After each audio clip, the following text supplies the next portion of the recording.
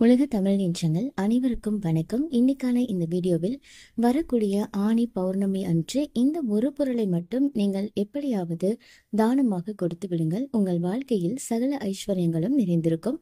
எந்த பொருளை அந்த நாள்ல நம்ம தானம் கொடுக்கணும் அப்படின்றத பத்தி பார்க்கலாம். வீடியோக்குள்ள போறதுக்கு முன்னாடி என்னோட சேனலை சப்ஸ்கிரைப் பண்ணிக்கோங்க. பக்கத்துல இருக்கக்கூடிய பெல் பட்டனையும் பிரஸ் பண்ணிக்கோங்க.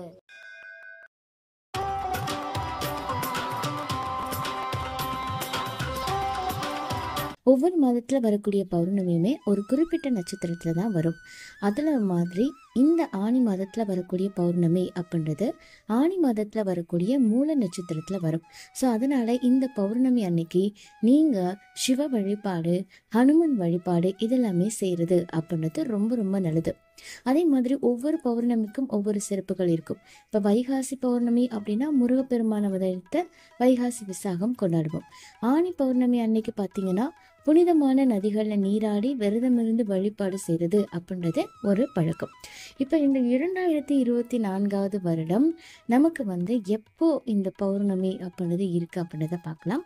ஜூன் 21 அன்னைக்கு தாங்க ஆனி பௌர்ணமி நமக்கு இருக்கு.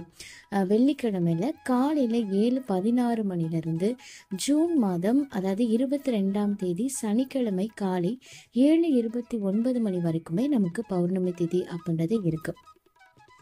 ஸோ ஒவ்வொரு மாத பௌர்ணமி அன்னைக்குமே அந்த குறிப்பிட்ட நட்சத்திரத்தில் வர்றது மாதிரி இது மூல நட்சத்திரத்தில் வரும். ஸோ சிவ வழிபாடு மறக்காமல் செய்யுங்க.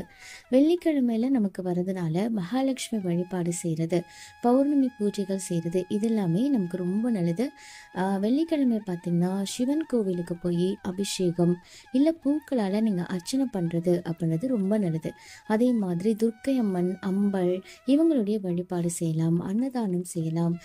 அதே மாதிரி இந்த பௌர்ணமி அன்னைக்கு பார்த்தீங்கன்னா சிவனும் பார்வதியும் ஒன்றா இருக்கக்கூடிய படத்தை நீங்கள் வீட்டில் வச்சு வழிபாடு பண்ணுறது அப்படின்றது ரொம்ப ரொம்ப நல்லதுங்க. அதே மாதிரி இந்த ஆனி பௌர்ணமி அன்னைக்கு பார்த்தீங்க அப்படின்னா நீங்கள் முன்னிரவு வேளையில் வானில் தோன்றக்கூடிய சந்திர பகவானை தரிசித்து வழிபாடு பண்ணுறது அப்படின்றது ரொம்ப நல்லது.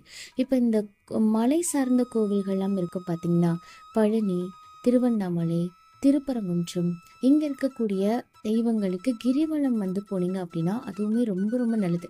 முக்கியமாக இந்த நாளில் நீங்கள் அங்கே வரக்கூடிய பக்தர்களுக்கு இந்த பழச்சாறு சொல்லுவாங்க பார்த்தீங்களா, ஜூஸ் மாதிரி அந்த மாதிரி ஏதாவது நீங்கள் குடிக்கிறதுக்கு தானமாக கொடுத்தீங்க அப்படின்னா உங்களுக்கு சகலவிதமான ஐஸ்வர்யங்களும் பெருகும்.